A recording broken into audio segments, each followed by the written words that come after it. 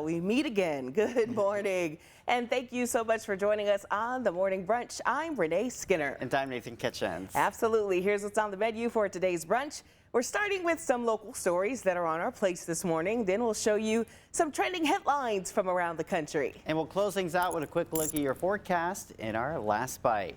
All right, we also have Rich on Tech, too, that is in our next block. There we go. Yeah. So we've got that on the menu, too.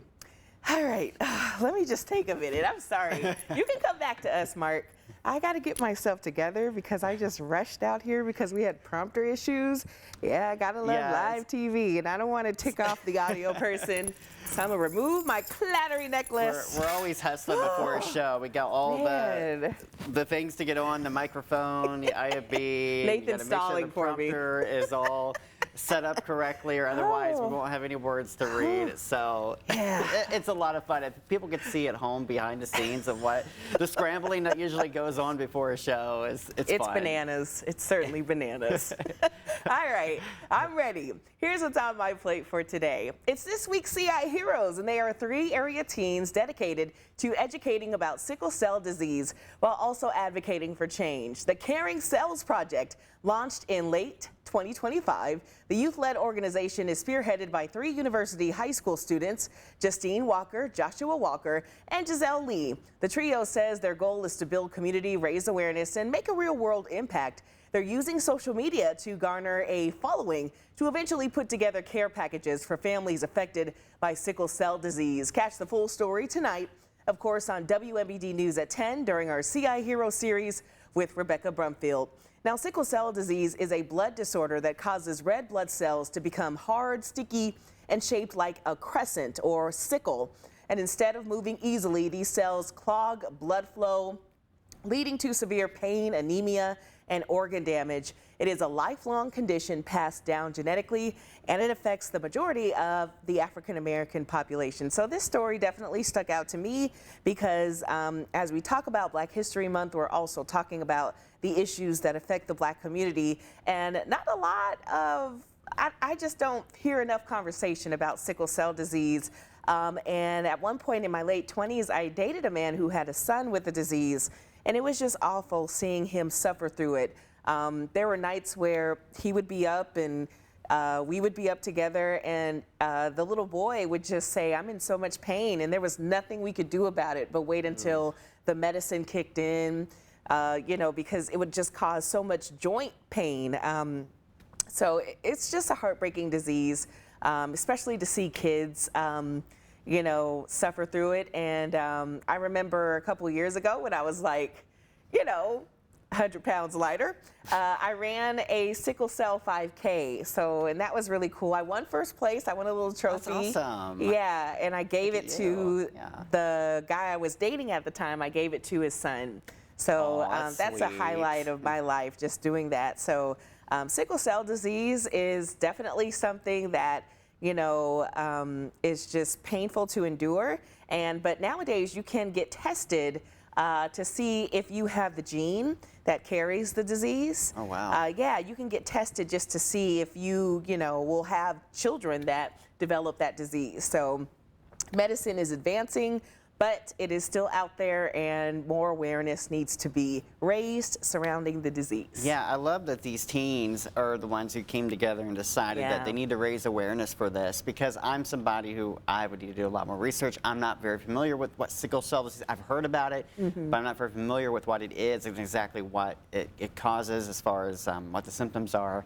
But yeah, it's something that a lot of people, if it's not in your family and you don't have it, you know, chances are you're really just not aware of what it is. So I think it's important for people to understand. And it's great that the things are advancing where you can get tested to see if you have that gene that you might pass down to your children. So something good to know. But absolutely. What's on your plate, buddy? So Northwoods Mall, it was packed over the weekend as 2 major events brought collectors and shoppers under one roof.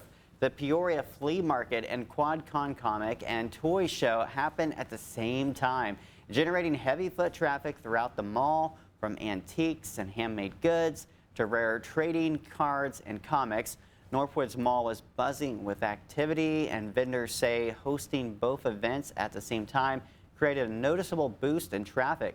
Vendor John Ravallo says that the crossover helped keep business steady all day.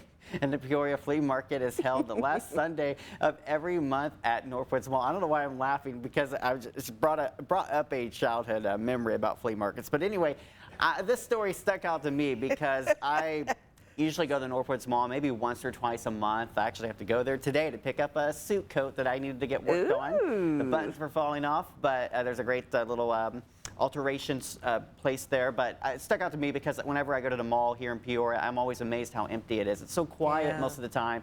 And now granted, I go during the weekday usually, and usually it's still kind of at the time when people aren't quite off work yet.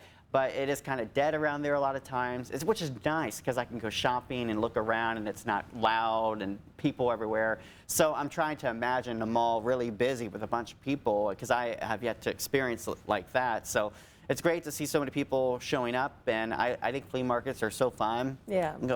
Going around and seeing the different vendors, and you can find really cool stuff for really cheap that you can't find elsewhere. I've got like an air. I remember when I was like in 9th grade, I bought an air pump at a flea market that I thought was so cool that I got for real cheap. But when I was real little, I remember I would see the flea market sign, and I was like, why is there a store for the?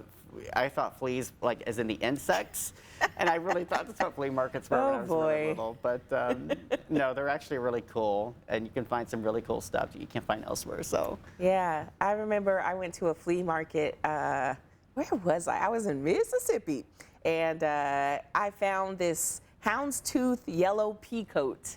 And I still have it to this day. So you can find unique things that people aren't wearing now. You can, find some vintage items even, Gen Z is all into the vintage. So flea markets are, they're aligned with thrift stores. And I love that. I love thrift store shopping. Yeah. And also, you're right about malls. Like, it's so sad. Like, malls were the place to be when I was a teen. Everyone wanted to go to the mall. Everyone wanted to hang out with their friends rather. And it's so sad to see, like, in a matter of years, how that has changed. Yeah. No one's doing brick and mortar anymore. Like, everything is online now. And so I just wonder, like, if the store that I shop online, if it was a brick and mortar here in Northwoods, would I go? And the answer is no. I feel you. Yeah, so, if Amazon Prime had a physical store in the mall, I still would not go. I would rather order online, and that is so ridiculous, but that is the time we're living in right now. It really is. Like, Kohl's, for example, there's a Kohl's probably like 5 minutes from where I live, and I just do the online, like Christmas, and didn't even go in the store. See? So it's a lot easier. It is. You don't have to worry about lines.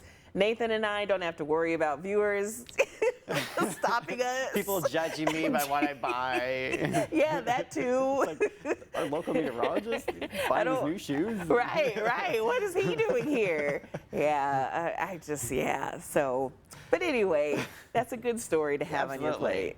Well, today is National Banana Bread Day, so the question is, do you enjoy baking, and what are some of your favorite baked goods? Ooh, okay. I don't do a lot of baking. I really don't. Like, as far as cooking, I can make a really good chili. Yeah, you do. There is, like, growing up, my mom always made a really good chicken and rice dish. Like, you'd marinate, like, boneless chicken thighs and, like, marinate them for a while with paprika and garlic and a bunch of other stuff, and then have rice and put it all together, put it in the oven for, like, I don't know, 50 minutes, and then it's done. Haven't made that in like a year, but that's a really good dish. It sounds good. Other than that, I'm buying something that somebody else baked. I'm with you. I'm totally with you there. For me, I like baked chicken. I can do a good baked chicken, fish. Let's see. Golly, I haven't baked in a while, but I don't know. That's a good, like casseroles. I'll do a casserole dish here and there. I baked green bean casserole this past Thanksgiving, and it turned out really good. That's awesome. So yeah, baking is not a thing that I do often, but I do enjoy it because baking is harder than frying, I believe. Really You know, you really have to get the ingredients right. You have to get the temperature just right. You have to set it in there for as long as it needs to be cooked. Then you have to put a timer. Look, I can go too much. Yeah, it's too much. You're not making me want to cook. So. I'm sorry. But yes, it's in ways though it can be good as far as like I find like you can take your mind off things. Your life is crazy. You're so busy getting all these steps done for whatever the recipe calls for. Yeah. It's a good way to get your mind off things. But yeah, I've done like baked spaghetti before. Ooh, don't do that how very did that often. turn out? Really good. Ooh. Put some like pepper jack cheese on top. Nice. A little bit of spice in there. Yeah, a kick to it. Yeah, little red peppers. Oh, it's really good. Razzle dazzle me, huh? Yeah. All righty. Well, we're going to take a commercial break. We've got a lot more to get to, including your Rich on Tech. Don't go anywhere.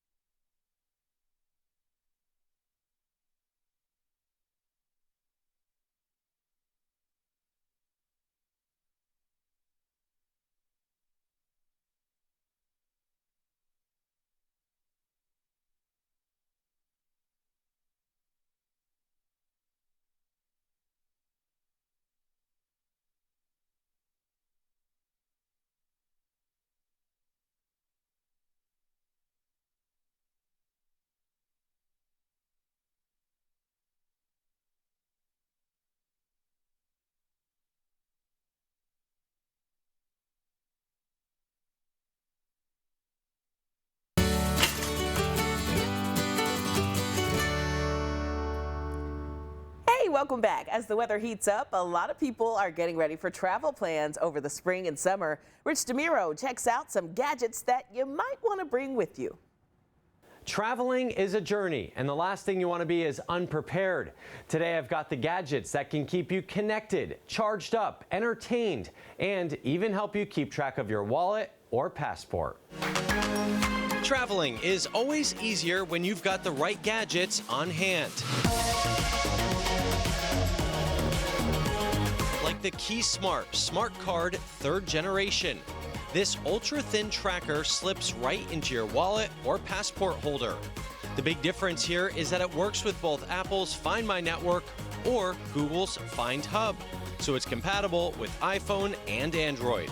It lasts about 11 months on a charge, recharges wirelessly, and it's IPX8 waterproof. It's about $40. Moft makes origami-inspired accessories, and their latest trackable wallet stand is a handy one. It holds a few cards, doubles as a stand for your phone, and has Find My tracking built right in. The battery lasts about 6 months, and yes, you can recharge it wirelessly. You can use it to prop up your phone or watch movies and shows in both portrait and landscape mode. Plus, a built-in speaker helps you find it nearby.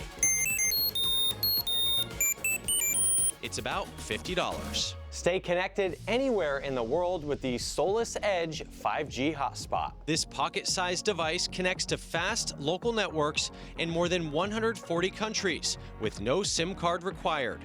It can share Wi-Fi with up to 10 devices, which makes it great for families or work trips.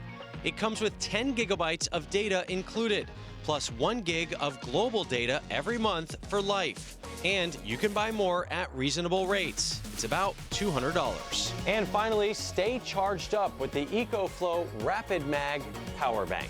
It has everything you need to charge your phone and other devices fast, including a built-in USB-C cable, and Qi 2, which delivers the fastest wireless charging speeds for iPhones and more. There's even a kickstand, plus a screen, so you can monitor charging and battery level. It's 10,000 milliamp hours, which means it can charge most phones between 1.5 to 3 times. It costs $100. Now about that Qi 2 charging, it's a little confusing because it uses magnets to snap the charger into the right place on the phone. iPhones and the latest Pixels have those magnets built in, but Samsung and OnePlus phones need a magnetic case to get that same experience, at least for now. I'll put links to all of these gadgets on my website, richontech.tv. I'm Rich DeMuro, that's Rich on Tech. Gosh, all right, Rich, thank you. That was a long outro there. We appreciate you. Well, Nathan, today is National Tootsie Roll Day. Yes. What's your favorite kind of candy? We talked about this during our morning show. Mine is a Tootsie Roll.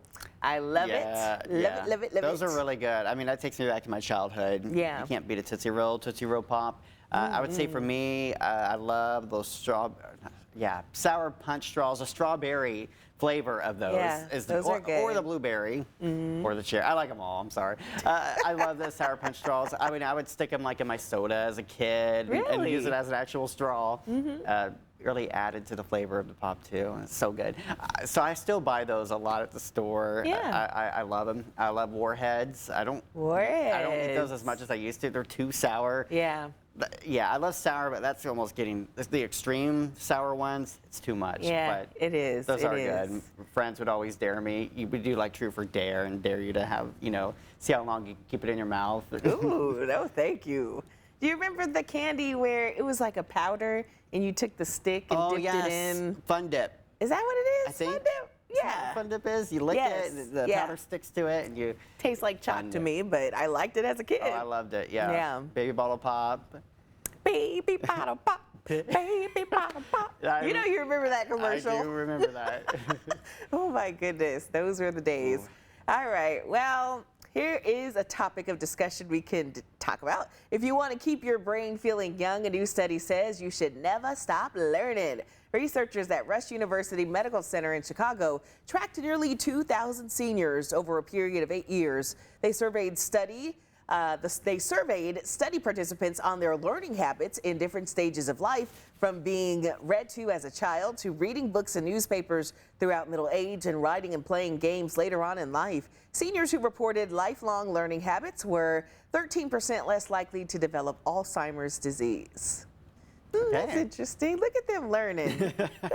Oh my gosh. The video that we get with these stories is just so funny. It's like, okay, just pretend you're learning something and write stuff down. Yeah, thank you for being extras in this video. Yes, but it is definitely good to keep exercising your brain. Don't stop. I think it's easy when we get established in our careers to kind of settle and we get in a routine. This is what we do day in, day out, but it's like, are you really gaining knowledge and learning new things? I mean, at least I feel like in our jobs, I know as a meteorologist, you're always learning new things because the weather is always changing. Yeah. There's always some weather event that sticks out, that plays out differently than you expect, but you take what went wrong and you learn for the next one. So that's definitely, I feel like that's something that I keep exercising my brain because I keep learning new things. The science keeps changing and getting better. But as far as like other subjects, I think like I keep telling myself I always thought like geology was really interesting in college. I always just enjoyed learning about rocks and soil types, and I'd love to be able to take a little more time to learn more about it because I feel like some of the things I learned I've forgotten about because I'm not a geologist, I'm a meteorologist. But I wish I did better in my spare time learning other things besides what I do every day because I love to learn language, I love to learn to play instruments. I just have a hard time finding the time. As a lot of us, I know it's tough. But yeah, for sure. I don't know. I think that stimulating the brain is definitely important. I do it by reading. And I'm trying to read this book on the Haitian Revolutionary War. Wow. And there are just so many words, I hate to say, in this book that I don't know. So I stop, and a lot of times I'll look up dictionary.com Yeah. to figure out what the word means, so I could, know what the sentence means, so I know what the paragraph means, so I know what the chapter. Just like, no. Yeah, but I definitely do that. And I think that helps, expand your vocabulary. That also stimulates the brain. So, doing stuff like that can definitely add up over time if you, Yes. do a little reading every now and then. Absolutely. And it doesn't take as much effort as we think it has to be. You don't have to read a whole book in a week. You can take your sweet time. Absolutely. Even if it's a page a day, you're learning something, you're gaining something. Absolutely. So. Yeah. Well, it might be your time to get rid of your smartphone. They aren't cool anymore, at least when it comes to taking pictures. At least according to the younger generations. In a new survey by Japanese company DMP Photo Imaging, 25% of women say that they're using traditional cameras to take pictures now instead of their phones. So more phones are using digital cameras or even film cameras. Instead, old digital cameras from the mid-2000s regularly go for around $80 on eBay. Interesting. I don't think that's true. I think smartphones are in. That is one piece of technology that will just stay in existence from now until the end of humanity. It's just hard for me to think that a whole generation or a part of a generation will be like, yeah, let's get rid of the computer in our pockets that are so convenient. Human beings love convenience. Absolutely. I mean, you go to a concert anywhere, people pulling out their phones. You don't see people with their Polaroids and Kodak cameras. I mean, I don't know where they're getting that this is the new trend. Maybe it is to an extent, but it's not going to go away. Yeah, absolutely. I'll keep using my iPhone camera. It's really good. Yeah, yeah. Mine is too. My little Android phone, not little, but my Samsung has a good, camera. But I do. You know what? I bought a mini Polaroid camera a year ago. Oh, that's exciting. And it takes horrible pictures. It really does. And I thought, like, you had to, when you take a picture, you take it out and then you shake it like the dance, shake it like a Polaroid picture. Yeah, so I thought like, I had to do that, but that made the picture worse. Yeah. Yeah, those aren't, like, what in the world were we thinking when we had those cameras? Like, they aren't clear. It's just a stark difference from what we're used to now versus the Polaroid pictures you see. And the cell phone pictures, I remember when I first got a cell phone, I was probably 14, 2009-ish era probably, and the pictures were so blurry and so bad. And I mean, I can understand at that time why you wouldn't want to use your cell phone, but now, I mean, cameras are incredible in these phones. They are. They get every wrinkle, every freckle, sure do. every pimple, every gray hair. It's like, no. All right, let's go to break. We've got your last bite coming up next.